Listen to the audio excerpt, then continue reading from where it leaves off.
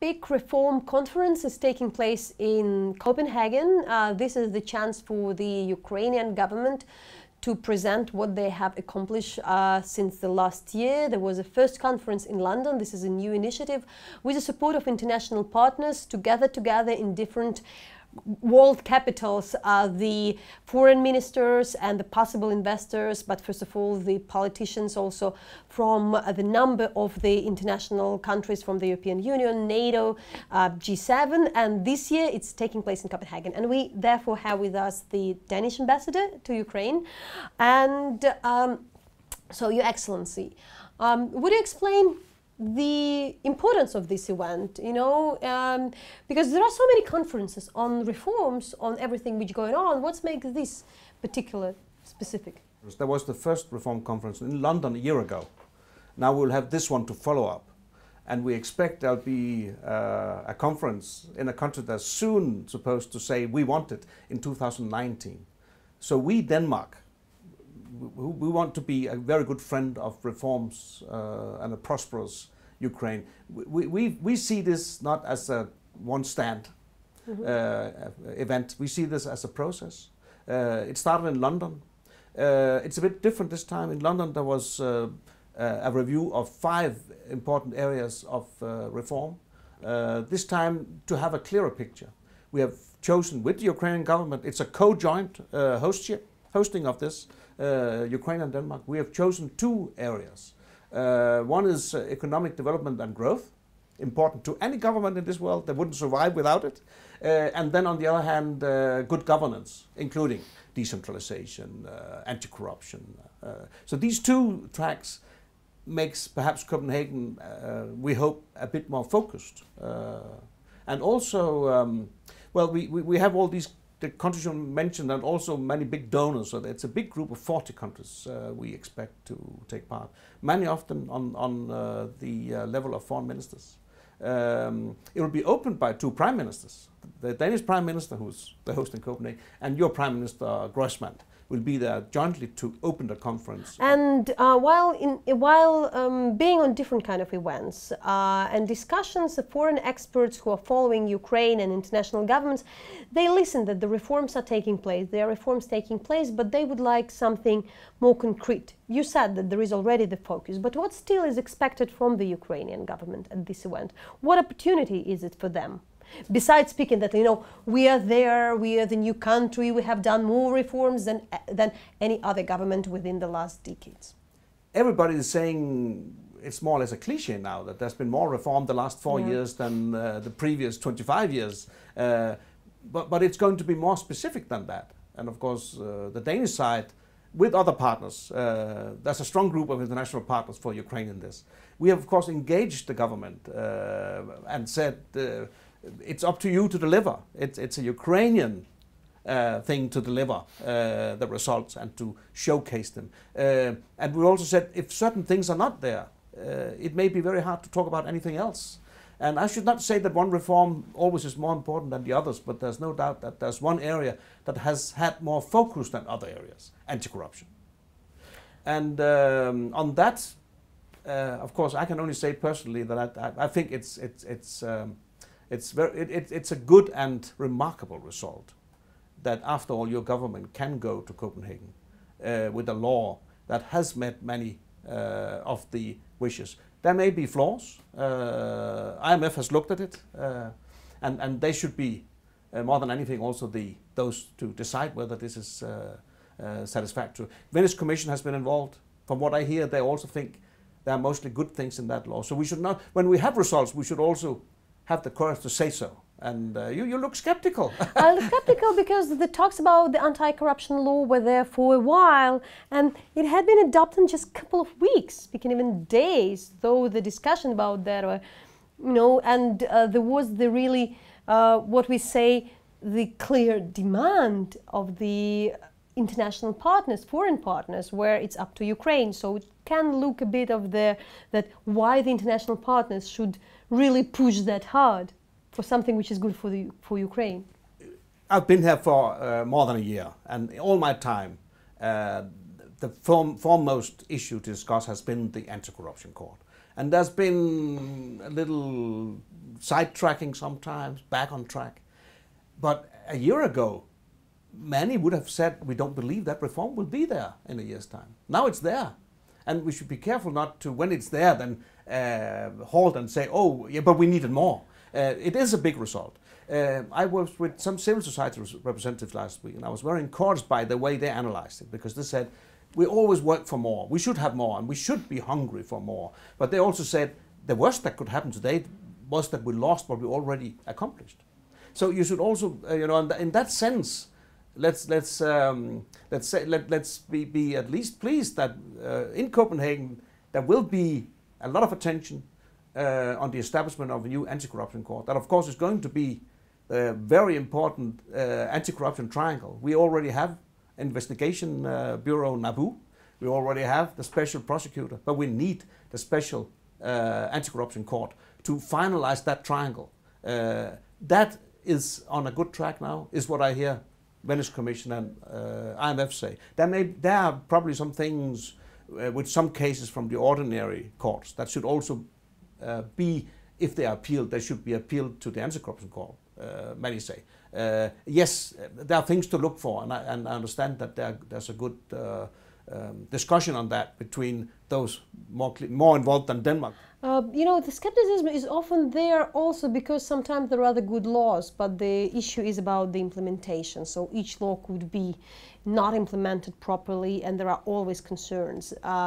Therefore, what are the benchmarks for those that it would be working? That it's not adopted in order just to be adopted, and they say like, oh, now we have it. So what would it mean? What the particular things that would happen in Ukraine would bring the trust for, not personally for you, but the foreign investors, because that's whom you're also explaining what's going on here. Yeah, and I would say not least the Ukrainian people, of course. They should have satisfaction in this field. They've had so much stolen from them, and there need to be a corrective in this. That's the foremost perspective, I would say, is to get rid of impunity. This idea that anybody can steal and nobody cares about it. It's horrible. I'm told that's not how it is anymore, that those who do are trying to hide. But Denmark has taken upon itself to implement the European Union Anti-Corruption Initiative, EOASI. It's a technical team we have here. I'm co-chairing the steering committee of that anti-corruption initiative of EU. Denmark put some of our own money into it. We have so far spent most time capacity building the independent anti-corruption institution. NABU, SAPO, ARMA, others, NAPC, tried to work with all. Some successes have been bigger than others. At these steering committee meetings, I hear from the heads of these independent institutions that we could not have done so well without the support of the European Union. We are going to do the same for the court. We will do everything we can to support, and we have good donations to do it with. It's not only IT, it's also supporting on a personal way how to build strategies, how to mend your organization. We do everything we can to support these independent anti-corruption institutions, and we are so happy that there will be another institution to help, and I can assure you it will get a lot of attention. It will not be left in a drawer somewhere. It will be having our full love and care. And interesting, of course, that Denmark is one of the least corrupt countries globally and has obviously the moral ground to speak about the fight of the corruption. And so what, if we really go out of the Copenhagen conference, but would really ask for the Ukrainian audience, so, there is a long history, but do you have this particular institution, or it's considered like the anti-corruption court, or you've never needed that? So what are particularly the practice you think is which is the most important in Denmark to fight corruption, or it's just not existing? Everybody says it exists everywhere a bit. Corruption is always a potential. One should always look out. Then we are very lucky in Denmark. We have built a very transparent society.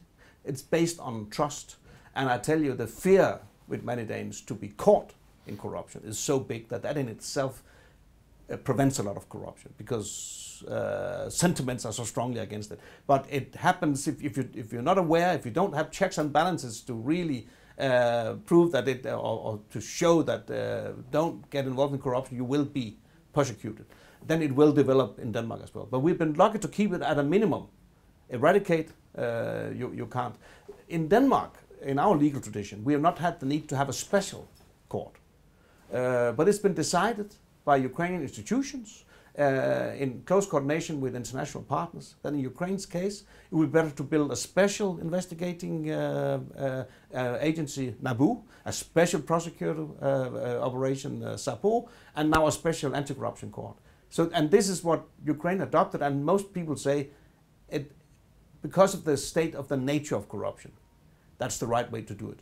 Because there has been a chance to run corruption cases, but they've never gotten to the top levels of the courts because they're too busy with many things. Now you get a dedicated triangle of corruption fighters, NABU, SAPO, the court, and they will not take all matters, they'll take the big cases.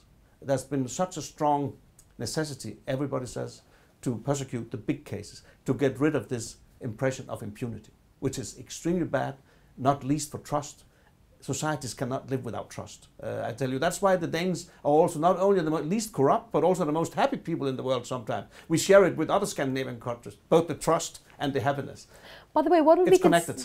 By what would be considered corruption in Denmark? And also, what are, for instance, given an example, you know, we're now speaking about the oligarchy, not just in Ukraine, but even in the US. So, you know, like when the big businessmen are running the countries and possibly in the interest of their assets or something.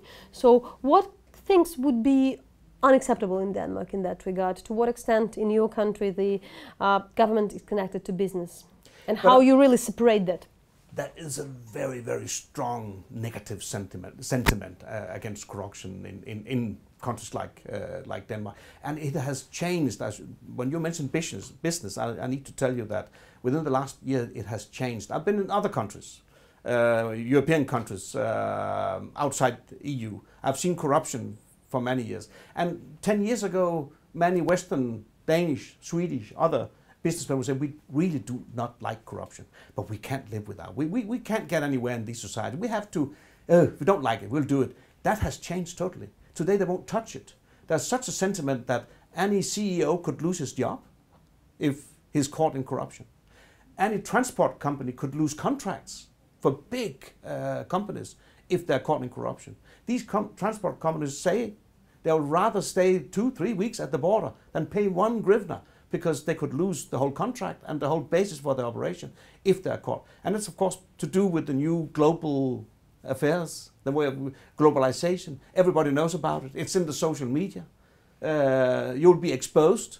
And that's why there's a changed sentiment on business and corruption. And the most Danish business leaders I know will not touch it.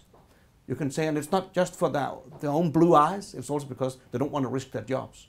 If Ukrainian businesses want to work with Western businesses, they have to clean their shop, because they'll not find anyone who wants to take the risk to deal with them.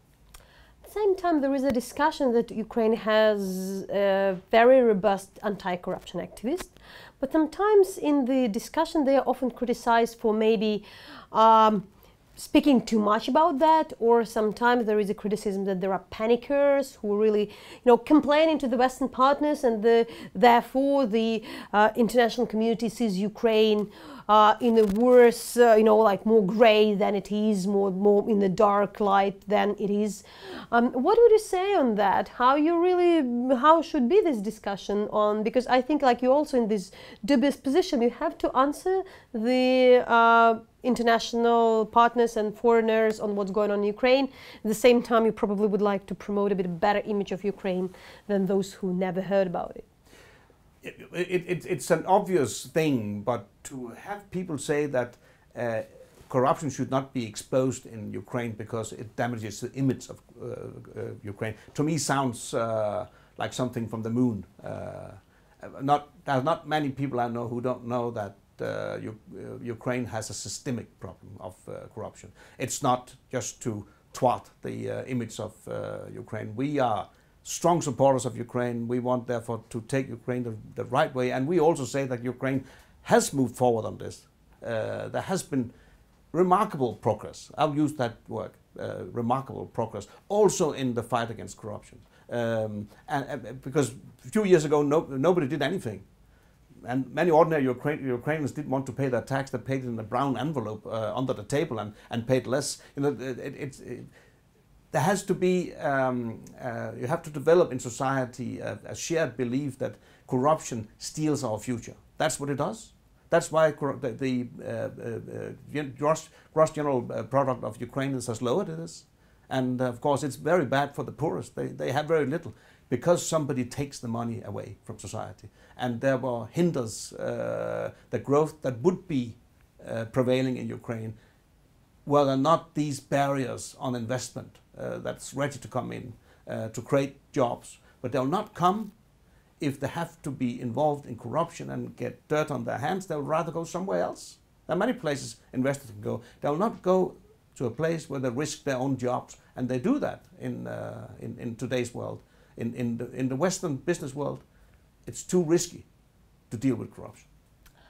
And a small detail, at the same time, you know, we have the law on the e-declaration of the anti-corruption activists, and the concern is that would be selective justice against those who probably, you know, that there would be some people who would be picked up and that we should be misused. There was a pressure to the government not to have this law, and there was a promises. In the end, it was adopted, it was enforced, and it was never cancelled. And I should be careful as a foreign diplomat, but some say it's because some people think it's good for those NGOs to taste their own medicine. I don't know whether that's the fact, but of course it's absurd. It was never meant to. It was meant for top civil servants, and now it implies 1.4 million, which of course makes the burden of verification, of checking whether the information on salary are correct and the information on property is correct and fortunes. And of course, it's all, I think, meant to not have it being an effective instrument as we wanted it to be. That's why everybody has been so careful not to have the same mistakes repeated with the anti-corruption court. NABU has its clear jurisdiction, its major cases, not small cases. SAPO the same, and the court has the same. There's a little thing, as I understand it, with matters at the moment prevailing with the ordinary court. If they were to be appealed, where would the appeal go? That has very little implication for the overall picture, and therefore I think now we should have this corrected, but we should also say we have a big result. I would say the most important one I've been wishing to see since I came last year, to have the triangle fighting corruption with investigation, prosecution and court working together. That chance is there for us now.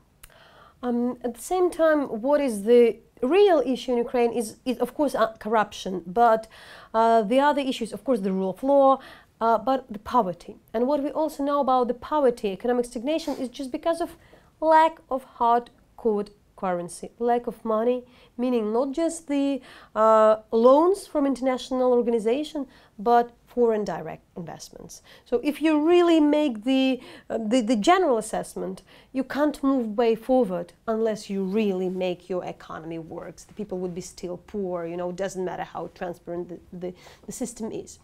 And at the moment, we still see that there are very little foreign direct investments.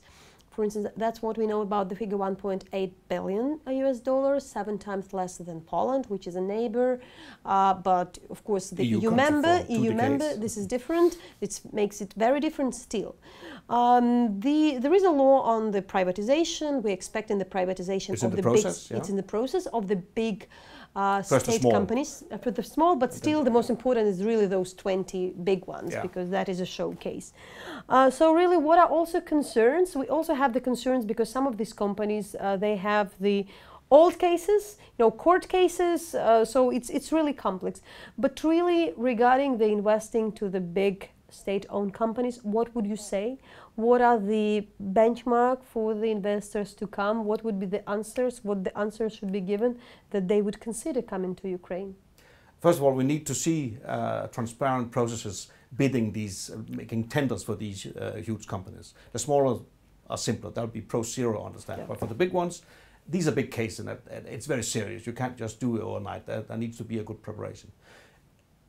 Western investors will look at these tenders, but they will not come in if they fear that any day they could have a court ruling against them, where the property they owned was taken away from them. They want to be sure they have rule of law. They want to know that there'll be no negative surprises. There'll be no special authorities asking for special contributions for this or that. It must be a clean business. Otherwise, as I said, I doubt they'll come. Because not only will they risk lose their money, they'll also lose their reputation. They don't want to be involved with corruption. They'll rather go somewhere else. To what extent the Russian aggression and the war is playing its card?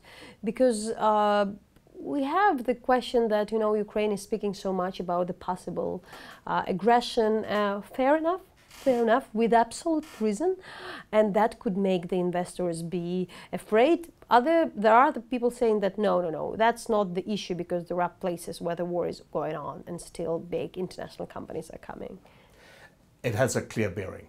It is a very serious matter also for investment, because those who don't know well, they hear news about Donbass, they see casualties every week, and of course they are there. There is a conflict there, and of course it has a negative bearing.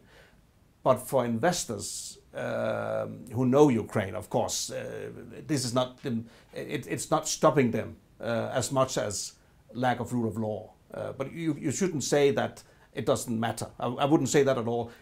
But so much the more, of course, Ukraine lost a part of its industrial base in Donbass. And of course it hurts the economy.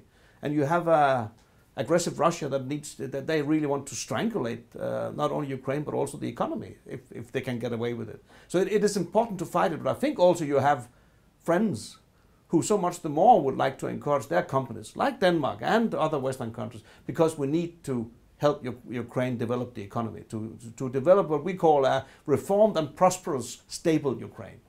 Because then this country will be, for those who are lucky enough to be here, when it's cleaning up, when they can have safe investments, they will have good investments. This will be a blooming economy the day it starts working, hopefully soon, in the right direction. There's a lot of potential here. Your agricultural sector could grow, your industrial base could grow a lot. You have a very educated, 3 million of your people are working outside Ukraine today. You have lots of able hands and brains that could push this such an explosion. And it will come if the problems are solved. If we speak about the spheres, where are those spheres of interest? You were now here for a year, even like for Danish companies, for any Western companies, what are the spheres where, Ukraine can position itself better? Agriculture, anything else? Because usually we speaking about the resources Ukraine is selling, but of course any modern country is interested in not this kind of resource-based economy. Yeah. At the moment, most Western companies that are here to sell their products, and you can then sell their products. With the new association agreement with the EU, you have much better chances. There's a growing export also from Ukraine. But what will happen when investments really come, you will have workplaces. These companies will erect factories, new jobs, because the potential is here. There's all too much long transport lines. They would much rather do their production with the able workforce you have than go to China and do it. It's much easier for European companies. They were in China, many of them have come back. They're looking for places like Ukraine to come and invest, also to have jobs, create jobs. We have companies that create jobs, but it's still in the beginning. That's where I would expect the explosion. That's when real investment comes. Not only endeavors to sell products, but to produce in Ukraine. So we have to be very sharp and simple, because really it's today in modern world, in the global world, it's not about the distance. How we see the countries, like the Europeans would go to Far East Asia or even African countries, Latin America, elsewhere, for some of the production, and in Ukraine to a lesser extent. So they did 10 years ago. They're coming back to Europe. There's a trend to come back. That's the truth. And we see. So how Ukraine can use this opportunity? What should be done besides, fighting corruption? Regulation, fight corruption, create rule of law, make it safe. And I see lots of endeavors. I see lots of. Also, your government has set down commissions to help foreign companies that runs into problems. I hope it will work and be effective, because such measures will make companies say, now is the time. Now we can go to Ukraine. We can now establish productive facilities, create jobs, because we can get better labor there than in China or otherwhere in Asia. And then I feel very confident that there will be a big change, but it takes this. We need to get around that hurdle, because the reputation of Ukraine is not good. It's unfairly negative, and it's not because of your anti-corruption. I tell you, it's not your anti-corruption activist. It is because, first of all, as you say, it's because it's driven also from Kremlin. They drive the rhetoric that Ukraine is a failed state, it's more corrupt than anywhere in the world, nothing will work there, you can buy a RADA member for almost no money, and that's the kind of negative rhetoric that's much more important than the anti-corruption activists, I tell you. And that has, because there's been, your Orange Revolution in 2004-05, and then a lot of disturbances, and then in Maidan in 2014, and still people talk about the same challenges, corruption, big business ruling, and so on. So that is why you need to really project a much more positive picture of Ukraine, and you do that by building a reformed, prosperous Ukraine. And what can Ukrainian, the government but society, expect from the international partners coming to Copenhagen? Because for Ukrainians it's also important to understand, okay, our government went somewhere to Copenhagen. What they are coming back with besides what they are promising to the... And that's also the society is expecting something. So what are the maximum, what are the minimum, what would be the sign of the success for the Ukrainian society, first of all?